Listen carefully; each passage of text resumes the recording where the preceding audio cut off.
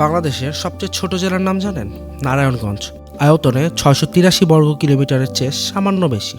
অবাক হবেন, এর চেয়েও কম আয়তনের দেশ কুরাসাও, ক্যারিবিয়ান অঞ্চলের শান্ত দ্বীপ। 1.5 লাখ মানুষের ছোট্ট দেশ রচনা করেছে মহাকাব্য। যুক্তরাষ্ট্র, মেক্সিকো, কানাডায় 2026 ফুটবল বিশ্বকাপে খেলবে তারা। ছোট বড় সবাই রাস্তায়, হাতে জাতীয় পতাকা, উৎসব দেশ জুড়ে। ফুটবলের বড় মঞ্চ দেশটির কাছে ছিল স্বপ্নের মতো, তা এখন হাতের মুঠোয়। স্বপ্ন সত্যি হয়েছে। কনকাকাফ অঞ্চলের বাছাই পর্বে দুর্দান্ত খেলেছে কুরাসাও। বাছাইয়ের শেষ ম্যাচে জামাইকাকে রুখে দিয়ে বিশ্বকাপের টিকিট নিশ্চিত করেছে দেশটি।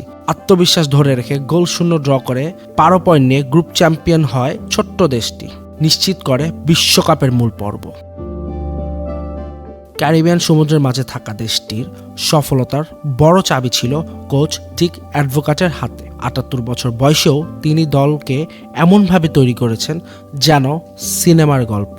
অসম্ভবকে সম্ভব করে দেখিয়েছেন বিশ্বকাপের সবচেয়ে বেশি বয়সী কোচ হিসেবে ডাগআউটে দাঁড়াতে চলা ডিক।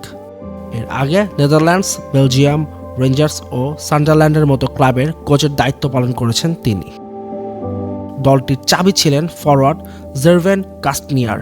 26 বছর বয়সী ফরওয়ার্ড বাছাই পর্বে 5 ম্যাচে 5 গোল করেছেন। বিশ্বকাপের সবচেয়ে ছোট দেশ হিসেবে বিশ্বকাপের মঞ্চে দেখা যাবে উত্তর আমেরিকার এই দেশকে। এর আগে বিশ্বকাপ নিশ্চিত করে আয়তনের দিক থেকে সবচেয়ে ছোট দেশের স্বীকৃতি নিজেদের করে নিয়েছিল কেপ ভার্দে। 4000 বর্গ কিলোমিটার দেশটির আয়তন। সবচেয়ে কম জনসংখ্যার দেশ হিসেবে বিশ্বকাপে খেলার আগের রেকর্ডটি ছিল আইসল্যান্ডের।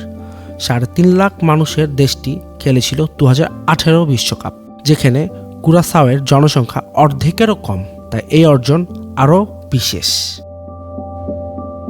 কুরাসাও প্রমাণ করেছে পরিশ্রম আর বিশ্বাস থাকলে মাঠে জন্ম নিতে পারে বিশ্বকাপ রাঙানোর গল্প। Junayed Sahal, Channel i online.